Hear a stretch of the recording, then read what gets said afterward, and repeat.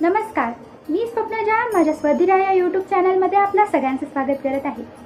आज आपण आपल्या महादेवाचं अद्भुत आणि गूढ असं अर्धनारी नटेश्वर रूप पाहणार आहोत। अर्धनारी नटेश्वर रूप हे आपल्या शिव आणि पार्वती यांचं दिव्यतेचं प्रतीक आहे आणि त्यांच्या एकत्र येण्यामुळेच आपल्या सृष्टीचं संतुलन व्यवस्थित चालतं असं मानण्यात येतं।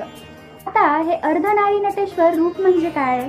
तर अर्ध म्हणजे अर्धा, नारी म्हणजे स्त्री आणि नटेश्वर म्हणजे नृत्याचा देवता महादेव यांचं रूप म्हणजेच आपल्या शिवाचं जे नटराज रूप आहे हे आपल्याला काय सांगतं?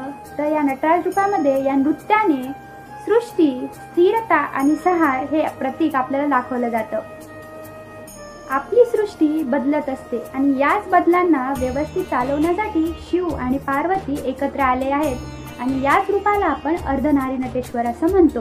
या अर्धनारी नटेश्वर रूपामध्ये उजव्या बाजूला शिव विराजमान आहेत तर डाव्या बाजूला माता पार्वती विराजमान आहे। उजव्या बाजूला असलेला शिव हे पुरुषत्वाचं प्रतीक आहे तर डाव्या बाजूला असलेली पार्वती माता हे स्त्रीत्वाचं प्रतीक आहे। म्हणजेच उजव्या बाजूला असलेले शिव त्यांच्या हातामध्ये त्रिशूल, गळ्यामध्ये सर्प आणि डोक्यावर गंगा माता विराजमान आहे आणि हे आपल्याला तप, शौर्य आणि संहार म्हणजेच विनाश ह्याचं प्रतीक दाखवतं। आणि उजव्या बाजूला असलेली पार्वती माता हे आपल्याला प्रेम, करुणा, माया याचं प्रतीक दाखवतं। आता हे नृत्य आपल्याला काय शिकवतं किंवा काय संदेश देतं? तर हे जे अर्धनारी नटेश्वर रूप आहे हे आपल्याला सांगतं की आपल्या जीवनामध्ये समतोल साधा।